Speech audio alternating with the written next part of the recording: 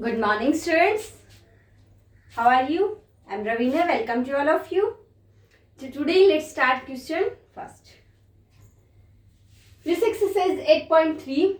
We learning about cost price, selling price, profit, loss and interest. आपने पहले भी पढ़ा होगा, नहीं तो हम पढ़ लेते हैं हम. आपको पता है कोस्ट प्राइस क्या होता है? वो प्राइस जिस पे हम किसी भी वस्तु को, थिंग्स को खरीदते हैं, ओके, बाय करते हैं. आप जितने रुपए में कोई भी चीज लेके आते हो वो उस चीज का क्या होता है? Cost price. आप you buy a pencil of 2 rupees, then cost price of pencil is 2 rupees. तो और सेलिंग प्राइस, अब आपने कोई पेन खरीदा 2 रुपए में, अपने दोस्त को दे दिया 3 रुपए में, then the 3 rupees is our selling price and 2 rupees is our cost price. And now profit, आपको प्रॉफिट हुआ या लॉस? अगर आपका जो कॉस्ट प्राइस आपने जितने में खरीदा, अगर वो ज्यादा है आपके सेलिंग प्राइस से, मतलब ज्यादा में खरीदा कम में बेच दिया, तो क्या होगा आपका? लॉस. और लॉस कितना होगा? जो बड़ा वाला है सीपी माइनस एसपी. अब ऐसे ही सेम प्रॉफिट, अगर आपका सेलिंग प्राइस ज्यादा है कॉस्ट प्राइस से, देन प्रॉफिट, और जितना ज्यादा है वो आपका प्रॉफिट. सो अब परसेंटेज निकालनी है कि प्रॉफिट नहीं है, हमें प्रॉफिट परसेंट चाहिए कि वो प्रॉफिट है वो कितने परसेंट है हमारा. अब हमेशा चाहे प्रॉफिट हो या लॉस हो, ये बात आपको ध्यान रखनी है कि वो कॉस्ट प्राइस पे ही होता है. आप जितने में जो चीज खरीदते हो उसी पे आपका लॉस या प्रॉफिट निकलता है. अब आपने प्रॉफिट परसेंट निकालना है तो आपको क्या चाहिए? पहले प्रॉफिट, और वो किस पे आएगा? कॉस्ट प्राइस पे. और परसेंटेज लगानी होती है परसेंट, तो हम क्या करते हैं? 100 से मल्टीप्लाई. और अगर परसेंटेज को हटाना है तो क्या करेंगे? 100 से डिवाइड. ये कुछ बातें हैं जो आपको याद रखनी है. लॉस प्राइस, लॉस परसेंटेज होगी तो यहाँ पे क्या आ जाएगा? लॉस. और यहाँ सेम लॉस. आपका लॉस भी, लॉस परसेंट भी और प्रॉफिट परसेंट भी हमेशा कॉस्ट प्राइस पे ही निकलता है. आप जितने में जो चीज खरीदते हो उसी की परसेंटेज होती है, ना कि आपकी सेलिंग प्राइस की. अब हम अपना क्वेश्चन करते हैं. This question says that tell what is the profit or loss in the following transaction. आपको इन ट्रांजेक्शन में ये 2 पार्ट्स है, बाकी के 2 बाद में लिखेंगे हम. इसमें क्या निकालना? आपको प्रॉफिट और लॉस निकालना है, जो भी होगा. ऑल्सो फाइंड प्रॉफिट परसेंट और loss percent in each case. आपको लॉस भी निकालना है, अगर लॉस हुआ है तो प्रॉफिट हुआ है तो प्रॉफिट निकालना है, और फिर ये भी बताना है कि वो कितने परसेंट है. मीन्स आपका अगर 100 रुपीज की होती तो आपको कितना प्रॉफिट लॉस होता? Percentage 100 whole is 100 in percentage. अब मैं कहूँ आपकी पेंसिल 2 रुपए की थी और आपने 4 रुपए में इसको बेच दिया, तो 2 रुपए आपका प्रॉफिट हुआ, लेकिन वो कितने परसेंट था आपका प्रॉफिट? अब 2/2 × 100, मतलब आपको 100% प्रॉफिट हुआ. तो हमें प्रॉफिट की परसेंटेज भी निकालनी है उसी फॉर्मूले से, जो फॉर्मूला मैंने आपको अभी बताया था. Now first part is gardening shares boat for 250 rupees and sold for 325.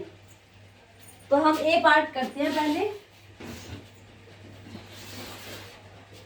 Now A part में आपका कॉस्ट प्राइस क्या हुआ? इसने बोट किए कितने में? Boat for 250 rupees. Means cost price, CP से हम अपने कॉस्ट प्राइस को क्या करेंगे? डिनोट करेंगे, और सेलिंग प्राइस को हम एसपी से डिनोट करेंगे. Okay, so now CP cost price of sears. आप सीधा कॉस्ट प्राइस भी लिख सकते हैं. कितना हुआ cost price? 250 rupees. And now selling price, देखो, सोल्ड फॉर 325 रुपीज. अब इसने खरीदे थे 250 में, उनको बेच दिया 325 में. आप बताइए, सिंस, सो या सिंस आप कुछ भी लिखते हो. सिंस का मतलब पहले जो है, so cost price is less than our selling price, है ना. सेलिंग प्राइस ज्यादा है, कॉस्ट प्राइस कम है. This means loss, this means profit. आपने बेची ज्यादा में है, खरीदी कम में थी, मीन्स प्रॉफिट. प्रॉफिट क्या होता है आपका? जो बड़ा है selling price minus cost price, which is equal to 325 minus 250 is equal to 50 and 25, 75 rupees. So 75 rupees is your profit. Now find out the profit. ये तो प्रॉफिट आया. अब हमें आपको क्या फाइंड आउट करना है? Profit percentage. Profit percentage equal to, आपको पता है, profit divided by CP into 100. ये आपका फॉर्मूला होता है. Now profit is 75. वो 75 किस पे? 250 पे. क्योंकि आपको 75 प्रॉफिट किस पे हुआ है? आपके जब आपने 250 में खरीदी, 250 में खरीदी, तभी तो आपका प्रॉफिट 75 आया है. सो 25, 1 is 25 and 25 3 are 75. 0 से 0, which is equal to 30%. Okay students, so 30% आपका क्या था? Profit percent. Now in second part, a refrigerator bought for 12,000 rupees and sold for 13,500 rupees. मतलब 12,000 में उसने रेफ्रिजरेटर को खरीदा और 13,500 में उसने उसको सोल्ड किया. Means cost price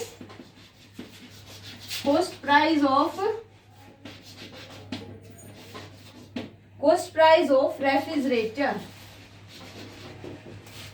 cost price कितना हुआ रेफ्रिजरेटर का? 12,000 rupees. So cost price of refrigerator is कितना होगा? 12,000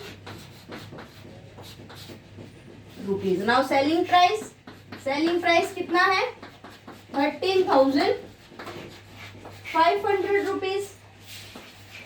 सेल्स कौन सा ज्यादा आपका? Selling price is greater than our cost price. तो क्या हुआ? Profit which is equal to selling price minus cost price, which is equal to 13,500 minus 12,000, which is equal to 1,500 rupees. आपका 1,500 रुपीज क्या हुआ? Profit. Now find out the profit percent, which is equal to कितना होता है? Profit divided by cost price into percentage लगानी है, means multiplied by 100. So 1,500 divided by cost price is 12,000 into 100. Okay. Now 3 4 is 12, 3 5 is 15. 2 5 is 10. So 25/2%. ये आपका improper fraction है. सो इसको mix fraction में कन्वर्ट कर लेते हैं, which is equal to 12.5%. So profit percent is 12.5%. Okay students, आपको same formula use करना है बार बार कि आप प्रॉफिट निकाल रहे हो, फिर प्रॉफिट की परसेंटेज निकाल रहे हो किस पे? कॉस्ट प्राइस पे. Okay, now come to the next third part. So now C part says that a cupboard bought for rupees 2,500 and sold at 3,000. अब आपको पता है कॉस्ट प्राइस क्या होगा? bought word is used for cost price and sold is used for selling price. So now cost price of cupboard is कितना होगा? 2,500 rupees. And now selling price is 3,000. देखो cost price is greater or not? No, selling price is greater than our cost price. So profit occur. Now profit, आप हर बार formula भी note down करेंगे और उसके बाद लिखेंगे cost selling price minus cost price, which is equal to 3,000 minus 2,500. 500 rupees is our profit. Now profit percent. अब हमें ये निकालना है कि ये जो 500 रुपीज हैं 500 रुपीज है, ये 2500 का कितने परसेंट है? ओके, मीन्स अगर आपका कॉस्ट प्राइस 100 रुपीज होता तो आपका प्रॉफिट कितना होता, हम ये बताते हैं परसेंटेज में। अब यहाँ पे तो 2500 है हमारा कॉस्ट प्राइस, लेकिन इससे तो आपको पता नहीं चला, कौन क्या कहेगा कि हाँ आपने 2500 में खरीदी थी और 500 रुपया उससे प्रॉफिट हुआ, नहीं अच्छे से समझ आया। लेकिन अगर आप ये बताओगे कि मेरे को इतने परसेंट प्रॉफिट हुआ, देन 20%, 25%, सामने वाले को समझ आता है कि अगर आपने 100 में खरीदी होती तो आपका 25 एक्स्ट्रा थे। अगर 25% प्रॉफिट हुआ है तो आपने 125 में वो सॉल्व किया है, इसीलिए इजी होता है हम अगर 100 में बात करें तो। Okay students, so now profit percent is equal to profit by CP into 100। Cost price पे निकलता है हमेशा, which is equal to 500 is our profit, 2500 is our cost price and 100 for percentage. 5 the 25, 5 to the 10, which is equal to 20%.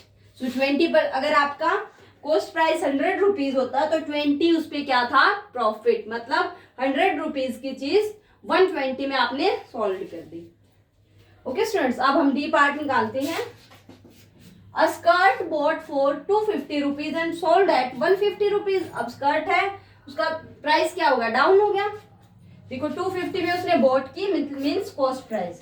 So cost price of skirt, cost price of skirt is 250 rupees. Now selling price of skirt is 150 rupees. So आप बताइए cost price ज्यादा है या selling price? So cost price is greater than selling price. अब देखो आपने cost price आपका ज्यादा है, सेलिंग प्राइस कम है, means loss. So loss is equal to cost price minus selling price, which is equal to 250 minus 150, which is our 100 rupees. मतलब 100 rupees का 250 पे क्या हुआ, लॉस। अब हमें क्या चाहिए, लॉस परसेंटेज में, कि 250 पे तो 100 का लॉस हुआ है, लेकिन अगर 100 रुपीज होते तो लॉस कितना होता, which is equal to loss by selling price into 100 divided by 250 पे लॉस हुआ और 100 आपका for percentage. Now 25 1 the 25 4 the 100, 40%। आपने अगर 100 रुपए में कोई चीज खरीदी होती तो आपका 40 रुपए उस पे क्या हुआ है, लॉस हुआ है इस स्कर्ट में। अभी इसका जो कॉस्ट प्राइस था वो 250 था, अगर 100 रुपीज होती तो आपने उसको 60 में सोल्ड किया था। Okay students, so this question is completed. Now come to the next question in our next video. Have a nice day.